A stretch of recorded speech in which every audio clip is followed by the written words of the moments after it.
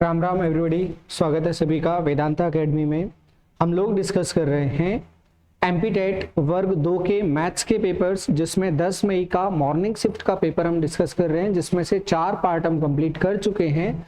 5th part हम start करने वाले हैं और इस 5th पार्ट में हम डिस्कस करेंगे क्वेश्चन नंबर 94 से 93 तक हम क्वेश्चंस डिस्कस कर चुके हैं।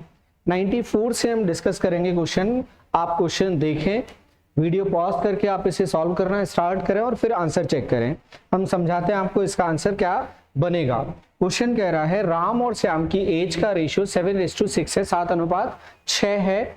अब से 14 साल के बाद ये बढ़ के हो जाएगा 11:10। तो पूछ रहा है राम की प्रेजेंट एज कितनी है, वर्तमान आयु राम की पूछ रहा है। वो डाटा दे रहा है हमें, प्रेजेंट एज का दे रहा है राम और श्याम का। राम और श्याम का वो डाटा दे रहा है प्रेजेंट का 7:6, 7:6। और 14 साल के बाद कितना हो जाता है 11:10, 11:10 हो जाता है। ये वो डाटा हमें दे रहा है। अब यहां से हमें पता चल रहा है, और एक बात हमारे दिमाग में होनी चाहिए कि जो रेशियो होता है वो हमेशा जो डिफरेंस होता है वो हमेशा फिक्स रहता है दो लोगों की एज का। यहां पर डिफरेंस राम और श्याम का कितना है, 1 यूनिट है। यहां पर डिफरेंस 1 यूनिट है। कहानी बिल्कुल ठीक चल रही है। अब देखें क्या हुआ, ये 6 से बढ़ के श्याम कितना हो गया 10 और राम 7 से 11। कितने यूनिट बढ़ा, दोनों 4 यूनिट बढ़ रहे हैं। कितने साल में, दोनों 4 यूनिट बढ़ रहे हैं, 4 यूनिट बढ़ रहे हैं दोनों 14 साल में। वो पूछ रहा है हमसे राम की प्रेजेंट एज। राम की प्रेजेंट एज कितनी है, वर्तमान आयु 7। तो 14 यूनिट जो 4 हमने निकाला है, 4 यूनिट हमने निकाला है। क्वेश्चन में उससे 14 बोल रहा है और हमसे 7 यूनिट जानना चाहता है। तो 4 यूनिट दे रहा है, 7 यूनिट जानना चाहता है। 2 से काटेंगे, ये आ जाएगा 7 और ये 2, 7 7 कितना हो जाएगा 49। 2 से भाग लगाने का मतलब आधा करना, आधा करोगे कितना हो जाएगा 24.5, 24.5 ईयर्स। वो पॉइंट में आंसर दे रहा है, आगे देखोगे आपको पता चल जाएगा। आंसर वो दे रहा है 24.5 ईयर्स। अगर वो मंथ्स में देता तो यहाँ जो आधा बचता उसे हम 6 महीने लिख लेते कन्वर्ट करके। तो फिलहाल हमें ऐसी कोई जरूरत नहीं है। अगले क्वेश्चन की तरफ चलते हैं। इजी क्वेश्चन है, इसलिए इसे वापस से एक्सप्लेन करने की भी जरूरत नहीं है। अगला क्वेश्चन हमसे कह रहा है एक सर्कुलर फील्ड है, एक वृत्ताकार मैदान है, इसके चारों ओर बाड़ लगाना है। बाड़ किस पर लगाई जाती है, बाउंड्री पर लगाई जाएगी। बाउंड्री पर वो बाड़ लगा रहा है, तो वो कहानी किसकी बता रहा है हमें, वो बता रहा है बाउंड्री की कहानी। और बाउंड्री कितनी होती है, बाउंड्री होती है 2πr। ये दे रहा है हमें 2πr, 2πr हमें दे रहा है। तो 2πr के बारे में क्या बोल रहा है, वो बोल रहा है लगाया तो खर्चा या इसकी लंबाई कितनी, 14 रुपए 1 फीट का पैसा लिया जा रहा था और 8,400 रुपए उसमें लग गया। जैसे मान लो 28 रुपए अगर वो पूरा खर्च करता तो हम क्या बोलते, कितने फीट लगाया उसने, 2 फीट लगाया। अगर 42 रुपए खर्च करता तो हम बोलते 3 फीट लगाया। खर्च कितना किया 8,400। तो कितने फीट लगाया 8,400 में हम भाग लगा देंगे 14 से 14 से, ये हमें पता चल जाएगा कितने फीट लगाया। यहां से हम इसे सॉल्व करेंगे, 14 से काटेंगे कितना आ जाएगा, ये आ जाएगा 600। 14 से कटेगा ये 6 बार, 14 छक्के 84। देन उसके बाद 2 से काट दोगे इसको, ये हो जाएगा 300। आर की हमें जरूरत पड़ेगी क्योंकि क्या पूछ रहा है हमें, वो पूछ रहा है वृत्ताकार मैदान का क्षेत्रफल, एरिया पूछ रहा है πr²। तो आर कितना आ जाएगा 300/π, ये आ जाएगा 300/π। 300/π आ गया आर। अब हमें क्या निकालना है, हमें निकालना है πr²। तो πr² के लिए सॉल्व करेंगे हम πr²। πr² is equal to पाई की जगह पाई और आर की जगह 300/π, 300/π। ऊपर 300 नीचे पाई, एक पाई से पाई कट जाएगा। फिर ये 22/7, इसे हटा के हमने लिख दिया 22/7। 2 से काट देंगे 150 हो जाएगा। फिर उसके बाद यहाँ 11 बच जाएगा। 11 से लास्ट में भाग लगाएंगे, पहले हम लिख लेते हैं इनटू करके क्या आएगा, 15 तिये 45 होगा, 45 सत्ते 45 सत्ते हो जाएगा 315। 315 और 0 कितने आ जाएंगे, 3 0 आ जाएंगे जो बचे हुए हैं। और नीचे कितना 11 बचा है, तो 11 आ जाएगा, ये आ गया 11। 11 से भाग लगाते हैं हम, देखो कितना आंसर बनेगा। 11 से भाग लगा के 11 दूनी 22, 2 बार चला गया, बचेगा कितना, 22 के बाद 9 बच जाएगा, 95 हो जाएगा, 11 8 88 हो जाएगा, 88 हो जाएगा।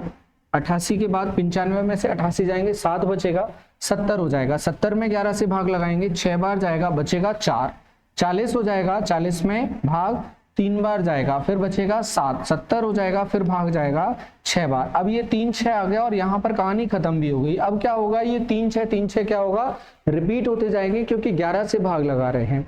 111 से लगाते तो 6 3 6 रिपीट होता, तो यहाँ आ जाएगा 3 6 3 6 3 6। क्वेश्चन में ऑप्शन जैसा दे रहा होगा वैसा इसका आंसर हम बता देंगे। 28636 28636.36 इतना ही दे रहा है, बार इस पे वो नहीं लगा रहा है। आप सॉल्व करेंगे, बार आएगा इस पे, ये रिपीट होता चला जाएगा। रिकरिंग फंक्शन है, रिकरिंग नंबर है ये। चलते हैं इसमें क्या किया हमने, आर निकाला, आर से हमने क्षेत्रफल निकाल दिया। अगला क्वेश्चन क्या कह रहा है, अगला क्वेश्चन तो प्योरली कैलकुलेशन का क्वेश्चन है, प्योर। वो हमसे कह रहा है आजूस के लैपटॉप का एमआरपी 45,000 रुपए है, एचपी के लैपटॉप का जो रेट है वो आजूस के लैपटॉप से 10% ज्यादा है। आप क्वेश्चन को अकेले खुद सॉल्व करना चाहें इसे सॉल्व कर सकते हैं, स्क्रीनशॉट जो भी आपको करना है आप कर सकते हैं। ये पूरा क्वेश्चन है। अब वो बोल रहा है ये 45,000 का है और वो 10% ज्यादा, 10% ज्यादा मतलब 4,500 ज्यादा, 4,500 ज्यादा 49,500 रुपए। 10% निकालेंगे इसका 4,500 आ जाएगा, 4,500 वहां बढ़ जाएगा। वो बोल रहा है अगर कोई भी दोनों लैपटॉप खरीदता है तो उसे 2,999 रुपए का एक बैग फ्री मिलता है और एक लैपटॉप के साथ में 299 रुपए का माउस दिया जा रहा है। अब कहानी क्या हो रही है, वो बोल रहा है कि एक व्यक्ति आता है और 4 लैपटॉप खरीदता है, 2 आजूस के 2 एचपी के, और साथ में ये कहा जा रहा है उन्हें जो एसेसरीज दी जा रही है, बैग और माउस जो दिया जा रहा है उसमें से वो एक बैग वापस कर रहा है, एक बैग वापस कर रहा है और 2 माउस वापस कर रहा है। तो वो बोल रहा है कि इसका पैसा काट लो, तो इसका पैसा हटा दो, बाकी पैसा बताओ कितना पे करना है मुझे। तो पहले दुकानदार क्या बोलता, 4 लैपटॉप है, 2 यहां से और 2 वहां से, तो यहाँ का रेट कितना हो जाएगा 45,000 का एक, तो 2 कितने के हो जाएंगे 90,000 के हो जाएंगे। फिर एचपी का लैपटॉप 2 4,500 एक्स्ट्रा लगेगा एक लैपटॉप पर, 2 पर 4,500 का डबल 9,000 एक्स्ट्रा लगेगा, 90,000 यहाँ लग रहा है तो यहाँ 9,000 एक्स्ट्रा होगा, 99,000 रुपए यहाँ टोटल लगेगा उसका, यहाँ 90।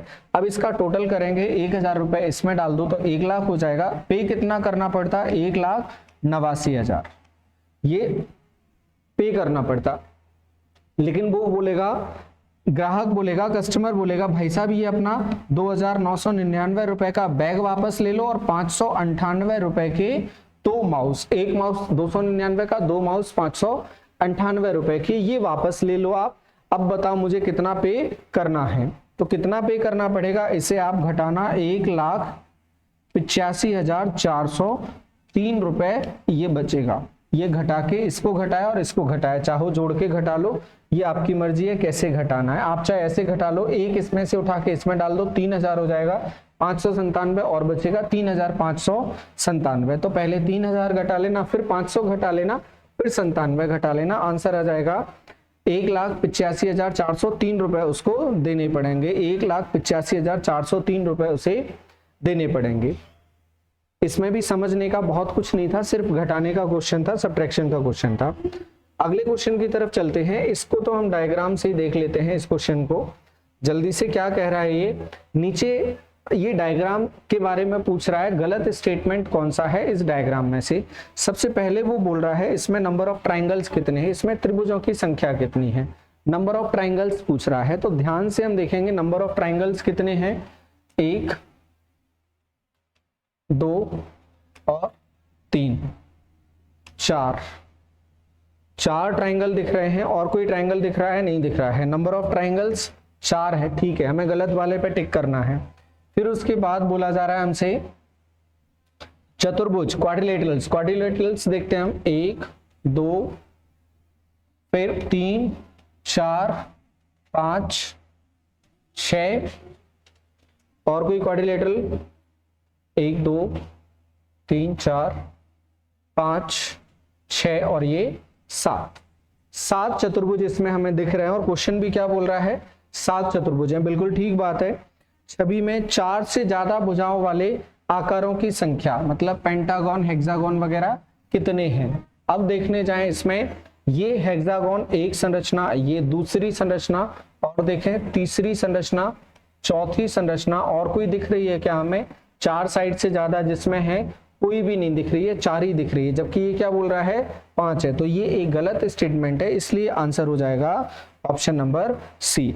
अगला वाला बोल रहा है छवि में बहुभुजों की संख्या 15 है। बहुभुज देखो टोटल संरचनाएं कितनी है इसमें, 1 2 3 4 5 6 7 8 9 10 11 12 13 14 15। ये एक सही स्टेटमेंट है। बहुभुजों की संख्या कितनी है?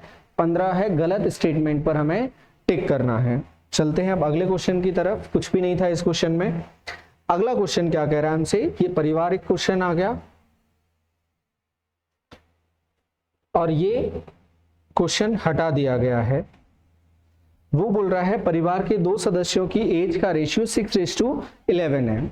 उनमें से एक की आयु 45 से अधिक है। वो रेंज जैसी कुछ बात कर रहा है, तो रेंज जैसा मैथ में यहां पर तो अपन नहीं लेंगे क्योंकि आंसर जो बता रहा है वो एग्जैक्ट बता रहा है और ज्यादा डाटा वो दे नहीं रहा है कि उसे फिक्स किया जाए, तो हम उसे फिक्स नहीं कर सकते, तो हम आंसर भी यहाँ पर फिक्स नहीं कर सकते। इसलिए हम बोलेंगे हम इसे सॉल्व नहीं कर पाएंगे, या इसमें एक ऑप्शन होता डाटा इनसफिशिएंट, तो जरूर हम उस पर टिक कर देते डाटा इनसफिशिएंट है, इसमें आंसर इसका हम नहीं निकाल सकते। अगर आप में से कोई निकाल ले तो उसका सॉल्यूशन भेज देना, नीचे व्हाट्सएप नंबर दिया हुआ है। अगर मैसेज सीन हो जाए तो। अब यहां पर बोला जा रहा है एक व्यक्ति से एक कागज की लंबाई नापने को कहा जाता है। इस आलस भरे जमाने में, मोबाइल के जमाने में, व्हाट्सएप के जमाने में, इंस्टा में, यहां बोला कागज की लंबाई नापो। उसने जल्दी से इंची टेप लगाया या कुछ भी लगाया, उसने इंस्ट्रूमेंट और बता दिया 21.667 है, जाओ। ये नाप के बता दिया उसने 21.667 है और फिर दूसरे व्यक्ति को भेजा कि जाओ फिर से मेजर करके आओ कितना है। तो दूसरा व्यक्ति गया और बोला कि ये तो बड़ा आ रहा है, जो साइज मैंने नापा बड़ा आ रहा है। जो पीछे वाला नाप के आया उसने कितने की गलती कर दी? 0.923 की गलती कर दी।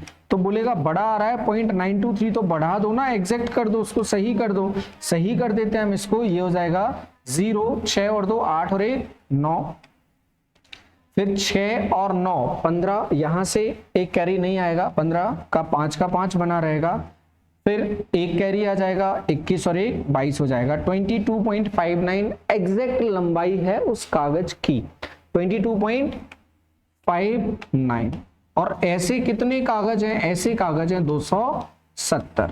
ऐसे 270 कागज हैं, सभी की मिला के लेंथ बतानी है हमें, सभी की कंपोजिट करके बतानी है। कंपोजिट करके बतानी है तो हमें इंटू करना पड़ेगा। इंटू करते हैं 27 का पहाड़ा 9 बार, 27 में होगा 243। 243 जीरो तो पहले ही आ जाएगा, पॉइंट हट जाएगा। 27 में 243 का 3 लिख देंगे, बचेगा 24। 27 पंजे 135, 135 और 24 हो जाएगा 159, 159 का 15 बच जाएगा, 9 अब यहां लिख देंगे। 27 दूनी 54, 54 और 15, 54 और 15 हो जाएगा 69, 69 का 9 यहां आ जाएगा, कैरी बचेगा 6।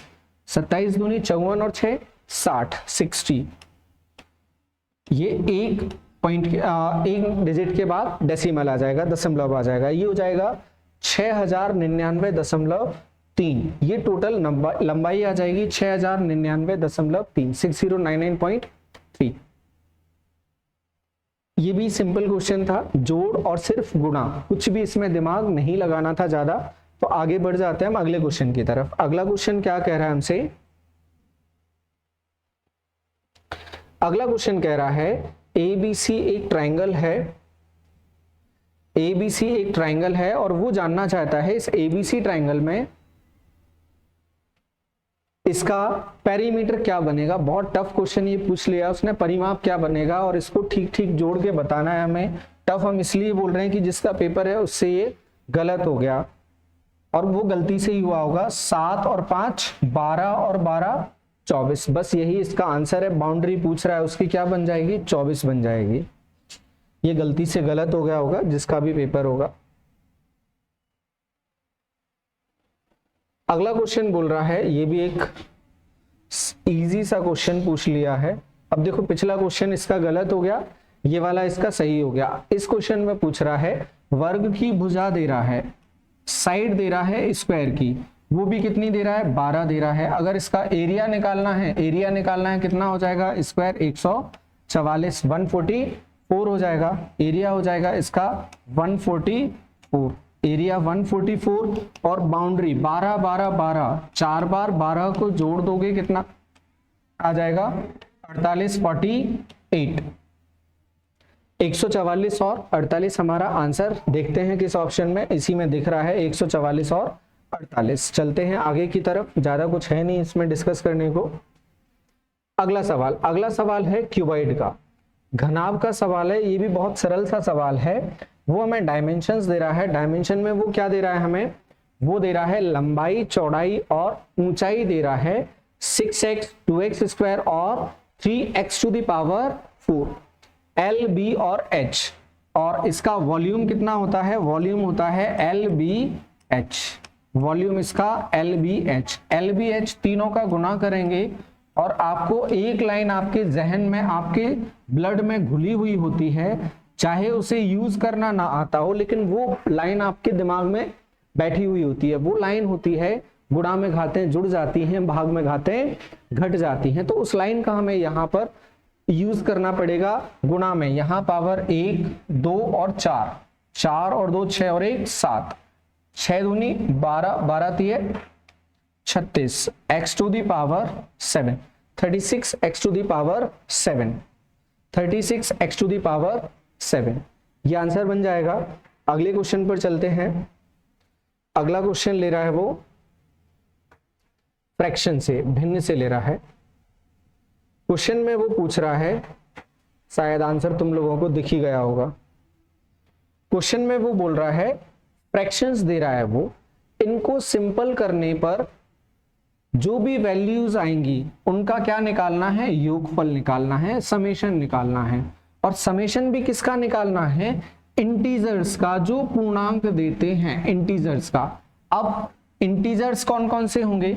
इंटीजर्स होते हैं माइनस इनफाइनाइट, इंटीजर मतलब पूर्णांक, ये पूर्णांक होंगे माइनस इनफाइनाइट से -2 -1 0 1 2 3 और ये चले जाते हैं अनंत तक। इन्हें कहा जाता है पूर्णांक, मतलब एक पूरी संख्या वो दे। अब पूरी संख्या देने वाला इन्हें सिंपल करके और उन्हें क्या करना है? फिर हमें जोड़ देना है। अब देखो 22 में 4 से पूरा भाग नहीं जाएगा, पॉइंट में चला जाएगा, तो ये हमारे काम का ही नहीं है। 60 में 8 से भाग नहीं जाता है, इसमें 0 आ रहा है तो ऊपर तो भाग जाएगा ही नहीं। 24 से नीचे जा रहा है, 48 से ऊपर नहीं जा रहा है। 47 से 47 काटेंगे 1 आ जाएगा सिंपल करके। 13 से 52 को काटेंगे 4 आ जाएगा। 11 से 121 को काटेंगे 11 आ जाएगा। तो ये वैल्यूज हमें क्या करना है? जोड़ना है। 11 और 4 15 और 1 16, ये वैल्यूज कितनी बन जाएंगी? 16। यही हमारा आंसर बन जाएगा। लैंग्वेज अच्छी लिखी थी, कुछ भी कहा जाए। यहां ये पता नहीं चल रहा था कि वो क्या बात कर रहा है क्वेश्चन की लैंग्वेज में। पेपर आपको चाहिए, टेलीग्राम पर मिल जाएगा पेपर, और मोबाइल एप्लीकेशन पर आपको पेपर मिल जाएगा, और दोनों की लिंक डिस्क्रिप्शन में मिल जाएगी आपको। अगले क्वेश्चन पर चलते हैं। अगला क्वेश्चन कह रहा है, कितनी बार तो एन लिख दिया इसने, ये अच्छा सा क्वेश्चन लग रहा है।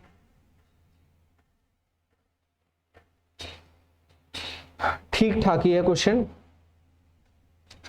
n वह सबसे छोटी संख्या है जिसे 6, 10, 16, 18 और 24 से विभाजित करने पर प्रत्येक स्थिति में 3 शेष बचता है। एलसीएम का बहुत ही ट्रेडिशनल क्वेश्चन, बहुत परंपरागत क्वेश्चन। एलसीएम निकाल के 3 जोड़ दो, आंसर आ जाएगा। लेकिन वो कह रहा है कि उसमें n जो नंबर आएगा उसके डिजिट्स का मल्टीप्लीकेशन क्या होगा, गुणनफल क्या होगा। तो देखते हैं, इनका एलसीएम निकालते हैं। एलसीएम निकालते हैं हम। 6 को कैसे लिखते हैं? 2 गुणा 3। 10 को कैसे लिखते हैं? 2 गुणा 5। 2 पहले से है, 5 बचा, वो लिख दिया। आप लोग डंडी खींच के कर सकते हो। 16 कैसे लिखते हैं, 2 का गुणा होता है 4 बार, एक बार तो यहाँ लिख दिया, 3 बार बचा तो 3 बार हमने यहाँ लिख दिया, ये लिख दिया हमने 16। फिर उसके बाद 18, 18 क्या होता है, 9 दूनी 18, 2 तो बहुत सारे लिखे हैं, 9 लिखने में 3 आता है 2 बार, 3 गुना 3, तो एक बार 3 यहाँ लिख दिया, एक बार हमने 3 यहाँ लिख दिया, ये हो गया 18। फिर उसके बाद 24 लिखना है। 24 कितना होता है, 8 दिए 24 होता है, 8 में 2 आता है 3 बार, 2 तो बहुत बार लिखा है। फिर उसके बाद 8 3 भी लिखा हुआ है, तो आगे हमें कुछ नहीं लिखना, ये हमारा एलसीएम बन जाएगा। कितना बन जाएगा वो और देख लेते हैं। 5 दूनी होता है 10, तो इसे कैलकुलेशन में शामिल करना ही नहीं है। 2 तिये 6, 6 दूनी 12, 12 दूनी 24, 24 तिये 72, 72 मतलब 720, और n भी शामिल, 3 शेषफल बच रहा है, तो इस 3 को हम यहां लाके जोड़ देंगे, कितना हो जाएगा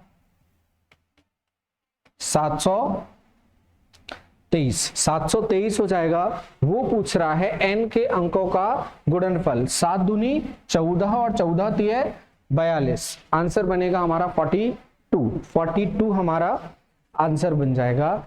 मल्टीप्लीकेशन ऑफ डिजिट्स, अंकों का गुणनफल 42। इजी क्वेश्चन है। अगले क्वेश्चन पर चलते हैं। अगला क्वेश्चन तो और भी इजी है, अगर आ गया तो इजी है, नहीं आया तो ये टफ ही माना जाएगा, क्योंकि इसमें सिर्फ कैलकुलेशन दे रहा है और वो बोल रहा है n की वैल्यू बता दो। हम इसको क्वेश्चन को ऊपर से सॉल्व करते हैं। इसमें n की वैल्यू पूछ रहा है वो। -3 बाहर लिखा हुआ है, ये ब्रैकेट लगा है, ये ब्रैकेट लगा है, -3 बाहर लिखा है, तो -3 हमने बाहर लिख दिया, ब्रैकेट लगाया। फिर उसके बाद 24 नीचे है, माइनस और माइनस हो जाएगा प्लस, 4 और 16 हमने लिखा और 24 नीचे लिखा। फिर इनटू में आ जाएगा माइनस का 9, फिर प्लस 6 तो ये 18 हो जाएगा, वो भी किसका हो जाएगा, प्लस का हो जाएगा, ब्रैकेट बंद, माइनस का 3n इज इक्वल टू, ये हो जाएगा माइनस माइनस प्लस हो जाएगा, और भाग लगाना है इसमें 21 का, ये 21 का भाग लगा के 2/21 लिख दो, फिर उसके बाद गुणा कर दो, एक ही बात है। ये हो जाएगा 14/21, इंटू करना है माइनस का 9, माइनस n है तो ये माइनस n लिख देते हैं। 36/18 का मतलब कितना हो जाएगा, 2, 36/18 का मतलब 2 हो जाएगा। अब देखते हैं, इसे आगे बढ़ाते हैं हम। 8 से काटेंगे ये, 8 से कटेगा ये 3 बार, 8 से कटेगा ये 2 बार, 3 से काटेंगे इसको, ये कटेगा 3 बार, 4 दूनी 8, 8 तिये 24, 24 किसके हो जाएंगे, माइनस के हो जाएंगे। 24 में से 18 घटाओगे क्या बचेगा, 6, लेकिन ये 24 बड़ा है, माइनस का है, तो -6 बचेगा। -6 और माइनस का 3 का इंटू होगा, कितना आ जाएगा, 18 आ जाएगा, माइनस का 3n, इसको भी सॉल्व कर लेते हैं। इस 3n को अपन उस तरफ ले जाते हैं तो क्या बचेगा, इस तरफ 2 बार n था, 1 बार n बच जाएगा। इसे सॉल्व कर लेते हैं अपन, इसे सॉल्व कर लेते हैं। 7 से काटेंगे ये 2 बार, 7 से काटेंगे ये 3 बार, 3 से काटेंगे ये 3 बार, 3 दूनी 6, किसके, माइनस के। इस तरफ आएंगे तो किसके हो जाएंगे, ये प्लस के हो जाएंगे। तो n इज इक्वल टू क्या आ जाएगा, 24 आ जाएगा। देखो बड़ा सा एक्सप्रेशन था, थोड़ा सा ध्यान देके सॉल्व किया, एक के बाद एक स्टेप हम ठीक से करते जाएंगे, ध्यान रख के आंसर हमारा इजीली आ जाएगा 20। अब चलते हैं अगले क्वेश्चन की तरफ। अगला क्वेश्चन क्या कह रहा है हमसे, अगला भी ऐसे टाइप का क्वेश्चन है, निबंधात्मक प्रश्न है और अच्छा क्वेश्चन है, अच्छा क्वेश्चन है। देखते हैं, सॉल्व करते हैं इसे। क्वेश्चन कह रहा है हमसे, एक पोकर मैच 3 खिलाड़ियों के बीच में खेला जा रहा है, पोकर गेम खेला जा रहा है, और वो बोल रहा है जिनमें हर एक के पास 20-20 हजार रुपए हैं, तीनों 20-20 हजार रुपए रखे हुए हैं, वो तीनों 20-20 हजार रख के गेम में बैठते हैं, पोकर खेल रहे हैं तीनों। कोई कमेंट में ये नहीं लिखना सर पोकर कैसे खेलते हैं, हमें भी नहीं पता। आगे वो बोल रहा है पहले दौर में उन्होंने आधे धन के लिए दांव लगाए, मतलब जो गेम स्टार्ट किया उनने क्या किया, 20 हजार की जगह लेकर कितना बैठ गए, वो 10 हजार रुपए से वो गेम स्टार्ट करते हैं तो 10-10 हजार रुपए उनने लगाए और अभी भी रिजर्व है उनके पास, तीनों के पास 10,000 रुपए। पहली चाल वो खेले, पहला स्टेप वो खेले और उसमें बोला जा रहा है दाव लगाए उन्होंने दो, उनमें से दो ने अपने संबंधित हिस्से का 15%, तीसरे खिलाड़ी को वो हार गए, दोनों हार गए तीसरे को, तो ये दोनों 15% हार गए। 15% कितना होगा 10,000 का 1500, 1500, 1500, 1500 इनका ये जीत गए, तो ये जीत गया तो इसके पास कितना हो गया अब 3,000 ये बढ़ गए और 10,000 तो पहले पड़े ही थे, ये हार गया 1500 और ये हार गया 1500। अब जब अगली चांस आएगी तो ये जो रिजर्व बचे थे 10,000 वो भी उठा लेगा, तो इसके पास 8.5 बचे थे, 8.5 और 10 कितने हो जाएंगे 18,500 हो जाएंगे। इसके पास भी कितने हो जाएंगे 18,500 हो जाएंगे। ये अपने 10 और लेगा, 13 इसके पास यहां हो गए थे, इसका टोटल कितना हो जाएगा 23,000 हो जाएगा। अब कहा जा रहा है जुआ क्यों नहीं खेलना चाहिए। अब देखना, अब कहा जा रहा है तीसरा खिलाड़ी जो जीता था, तीसरा खिलाड़ी जो जीता था अब वो हारना शुरू किया। वो कितना हारा उसके बारे में कहा जा रहा है, वो हारा। अब जीतने वाला, आखिरी दांव जीतने वाला खिलाड़ी 40% हार जाता है, इसका 40% हार जाता है। इसका 40% कैसे निकालोगे 10% का 4 गुना, 10% कितना होगा 2300 रुपए, या 23 का 4 गुना करेंगे, 2 जीरो लगा देंगे, 23 चौक होता है 92, 2 जीरो लगाएंगे 9,200 रुपए ये हार गया, 9,200 रुपए ये हार गया। चलो 9,200 इसके कहीं जाने हैं, अभी हमने लिख लिया, किसी के पास जाने हैं। एक अन्य खिलाड़ी अपनी धनराशि का 20% जीतने वाले खिलाड़ी को हार गया, इन दोनों में से एक खिलाड़ी और हारा 20%।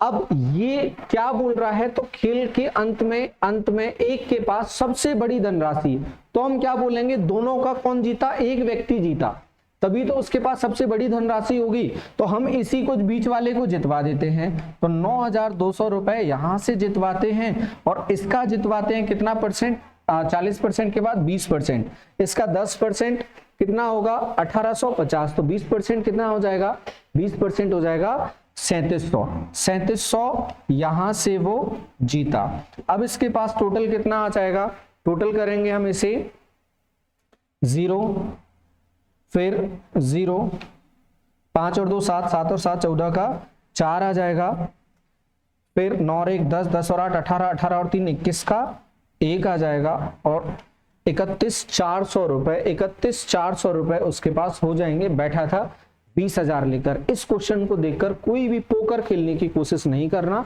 नहीं तो तुम क्या हीरो बनने की कोशिश करोगे, बीच वाला ही सोचोगे खुद को, आसपास वालों के बारे में नहीं सोचोगे। ये 23,000 के बाद भी 9,500 हार गया, तो 14,000 के आसपास इसके पास बचे जो 20 थे, और इसकी स्थिति क्या हुई, ये 1500 पहले हार गया था, 3700 और हार गया, 5,000 के आसपास ये हार गया। तो हीरो नहीं बनना है, बिल्कुल भी जुआ नहीं खेलना है।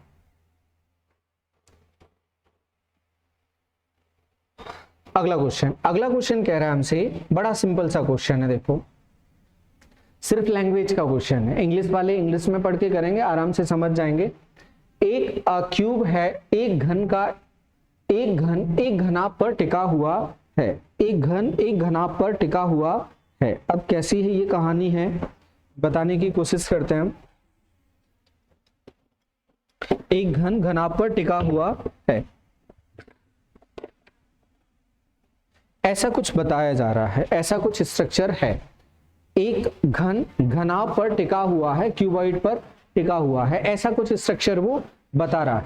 ये क्यूब है, ये नीचे क्यूबॉइड है, ऐसा कुछ बता रहा है वो। एक घनाभ पर टिका हुआ है, घनाभ का आयतन, क्यूबॉइड का जो वॉल्यूम है घन के आयतन का डबल है, इसका जो वॉल्यूम है इसका डबल है, ऐसा बताया जा रहा है। इसका वॉल्यूम इससे डबल है मटेरियल। अब आगे क्या कह रहा है वो, आगे कह रहा है वो यदि घन को आधा काट दिया जाए तो उसके प्रत्येक टुकड़े का आयतन घनाभ के आयतन का 1/4 हो जाता है। सिंपल सी बात है, हो जाएगा।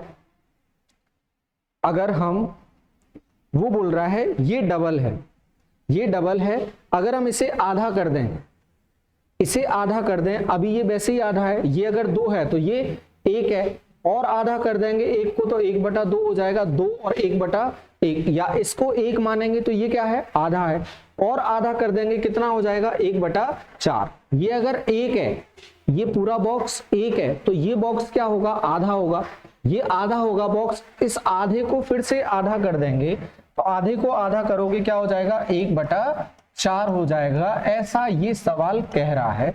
तो ये पूरा बॉक्स कितना है, घनाभ क्यूबाइड है 1 यूनिट। अब बोल रहा है आगे वो, फिर यदि इन टुकड़ों में से किसी एक को फिर से आधा काट दिया जाए, हम यहाँ पर कुल्हाड़ी लेके नहीं बैठे हैं, अब हम इसी को फिर से आधा करेंगे, इस 1/4 को फिर से आधा करेंगे, कितना हो जाएगा, ये हो जाएगा 1/8 सॉरी। फिर यदि इन टुकड़ों में से किसी एक को फिर से आधा काट दिया जाए तो 2 घन बन जाएंगे, 2 घन बना दिए, ठीक है। एक कितना होगा 1/8, दूसरा भी कितना होगा 1/8 होगा, जिनमें से प्रत्येक का आयतन कितना दे रहा है, 2.5 दे रहा है, मतलब 1/8 कितना बोल रहा है, 1/8 जो 8वां हिस्सा था वो कितना है 2.5 सेंटीमीटर क्यूब, यूनिट क्यूब। तो वो बोल रहा है तो घनाभ का आयतन, घनाभ कितना है, क्यूबाइड कितने यूनिट है, क्यूबाइड लिया है पूरा 1 यूनिट, ये 1 यूनिट लिया था, ये आधे यूनिट लिया था, काट काट के हम 1/8 पर पहुंचे थे। तो मैं 1 यूनिट निकालना है, इस 8 का इंटू यहां हो जाएगा 25 का 8 गुना होता है 200, ये 20.0, मतलब आंसर कितना बनेगा हमारा 20 बनेगा। 1 यूनिट हमारा आ जाएगा 20, 1 यूनिट हमारा आ जाएगा 20, देखो 20 यूनिट हमारा आंसर बन जाएगा। कॉपी कर लेना इसको, जैसे भी करना हो, हमारी तरफ से हमने समझा दिया है। अगला क्वेश्चन 8 से फिर आ गया। अगला क्वेश्चन कह रहा है हमसे, माता की आयु उसके पुत्र की आयु की 4 गुनी है, यदि 5 साल बाद आयु पुत्र की आयु की 3 गुनी हो तो 15 साल बाद उनके एज कितनी गुनी हो जाएगी। गुने में सिर्फ कुछ भी नहीं करना होता है, देखो गुना अगर निकालना है ना, जैसे पुत्र 10 है, पुत्र 10 है और माता 40 और 10 कितने गुना है, 4 गुना है। सरल कैसे करोगे, माता की एज में पुत्र की एज से भाग लगा दोगे, कितने गुना है ये हमें पता चल जाएगा। वैसे ही हमें यहां करना है, ज्यादा वाली एज ऊपर लिख के कम वाली एज नीचे लिख देना और बता देना है। अब देखते हैं, सॉल्व करते हैं। 4 गुना है माता की एज, मदर की एज 4 गुना है किससे, पुत्र से, ये 4:1 है। उसकी आयु, उसके पुत्र की आयु 5 साल बाद, 5 साल बाद की क्या कहानी है, 3 गुनी हो जाती है, तो मदर हो जाती है 3 और सन हो जाता है 1। अब देखो अंतर यहाँ 3 और यहाँ 2, ये तो बराबर होना चाहिए, बराबर 3 और 2 का एलसीएम 6 बनाना है, 3 को कितने से गुना कर दें, 2 से, 2 को 6 बनाना है, कितने से गुना कर दें, 3 से। तो ये एक्चुअल कहानी क्या बन जाती है, माता और पुत्री की, मदर और सन की। 2 से यहां करोगे ये हो जाएगा 8 और 2, ये कितना हो जाएगा 5 साल बाद 9 और 3। देखो दोनों की एज कितनी बढ़ रही है, 1-1 बढ़ रही है, 1-1 बढ़ रही है, यहाँ 1 यूनिट बढ़ रही है, जबकि क्वेश्चन में कितना बोल रहा है 5 साल बढ़ रहा है, तो 1 यूनिट कितना आ रहा है 5। तो 5 साल बाद ये कितना है 45 और ये कितना है 5 साल बाद 15 इंटू 5 है ना, इसके हिसाब से इंटू 5। ये 5 साल बाद की कहानी है, क्योंकि 9 और 3 जो लिखा है वो कितने साल बाद है, 5 साल बाद। वो बोल रहा है 15 साल आगे जाके बताना है। 5 साल तो हम पहले ही चले गए, 10 साल और जाना है, तो 10 और बढ़ा देंगे, ये हो जाएगा 55 और ये नीचे आ जाएगा 25। 55/25 हमें बताना है, 55/25, 5 से काट देंगे 11/5, 11/5, 11/5 हमारा आंसर बन जाएगा। 11/5, 11/5 ये आंसर आ गया। सिंपल क्वेश्चन है। आगे देखते हैं, विजय और प्रशांत की वर्तमान आयु का अनुपात, ठीक है। एज के बहुत सारे क्वेश्चंस दिए हैं, हर सेट में हम क्वेश्चंस कर रहे हैं एज का। विजय और प्रशांत की एज का रेशियो 8:9 है। 6 साल पहले उनकी एज का रेशियो कुछ था। हम 6 साल पहले से ही शुरू करते हैं ना, 6 साल पहले कितना था 13:15, 13:15, 13:15, 13:15, यहीं से स्टार्ट करते हैं। ये 6 साल पहले, ये 6 साल पहले की कहानी है। तो आज कहानी क्या है? 8:9, 8:9। देखो आज डिफरेंस कितना? 1, और 6 साल पहले कितना था? 2। ये तो बराबर होना चाहिए। बराबर करते हैं हम, इस डिफरेंस को इक्वल करते हैं, इनटू करना होगा 1 और 2 का एलसीएम 2, यहाँ 2 से गुणा करना होगा, 2 से करेंगे तो ये कितना दिखेगा? सही कहानी 6 साल पहले 13 और 15 था, और अब हो जाएगा कितना? 16 और 18। डिफरेंस हो गया 2 का। कितना बढ़ गया? 3 यूनिट बढ़ गया, जबकि क्वेश्चन के हिसाब से कितना बढ़ा है?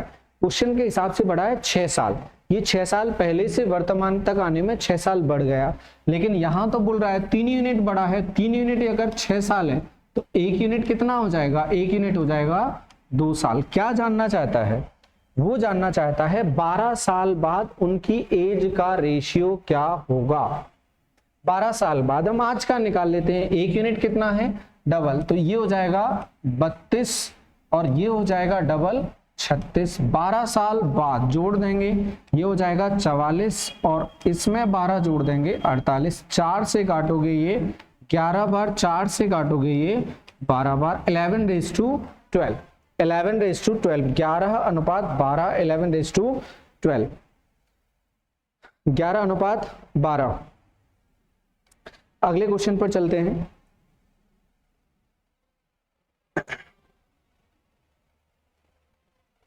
देखो विजय वाला कौन सा क्वेश्चन है?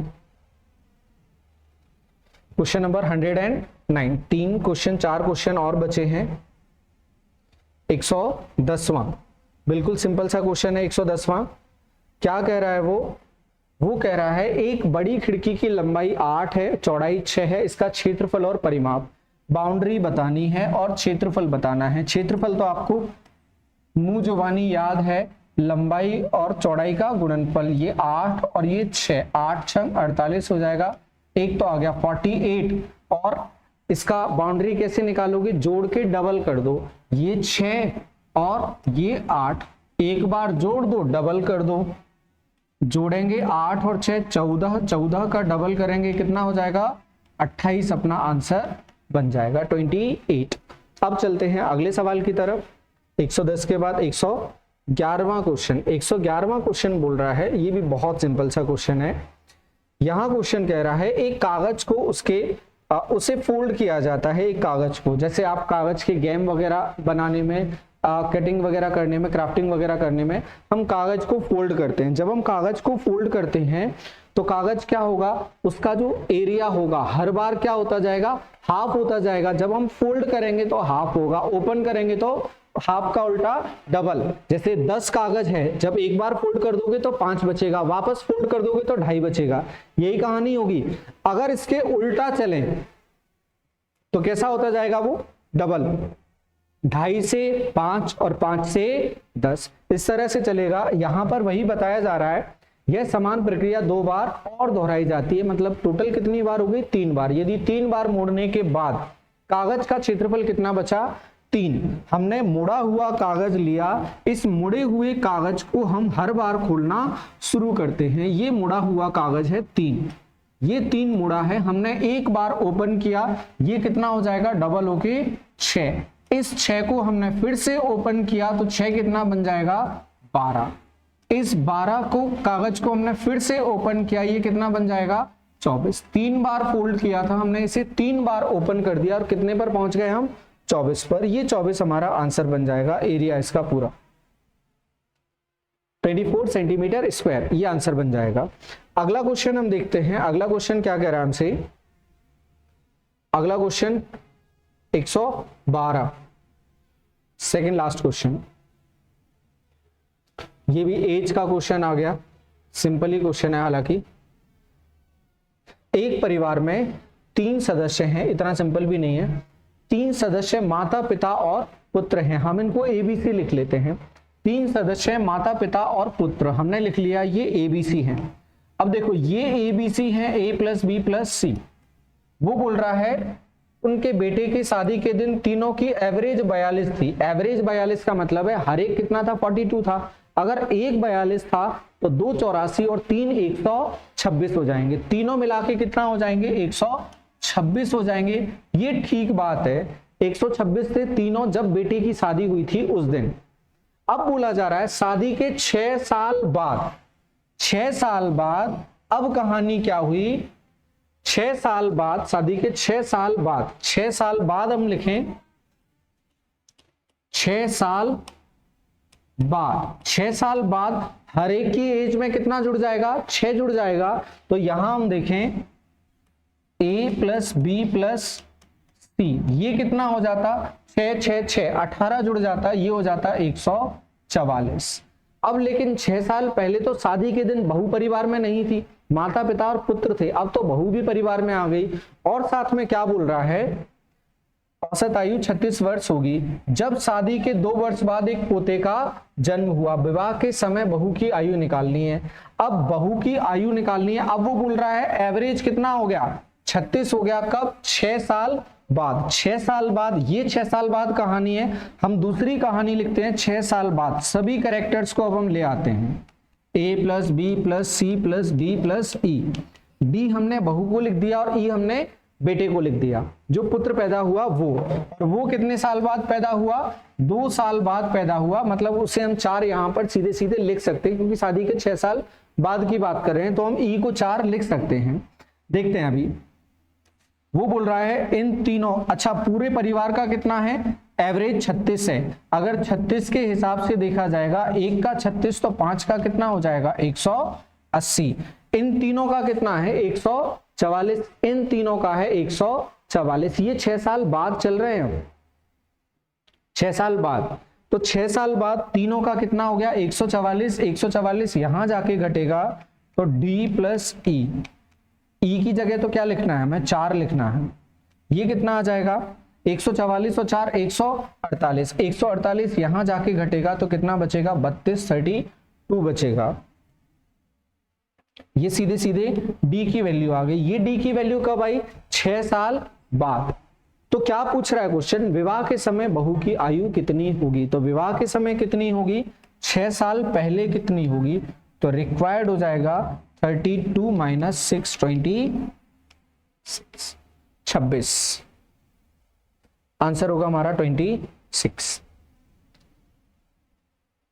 ये था सेकंड लास्ट क्वेश्चन। अब लास्ट क्वेश्चन हमारा बिल्कुल सिंपल सा क्वेश्चन, बहुत ही सरल सा क्वेश्चन। क्वेश्चन कह रहा है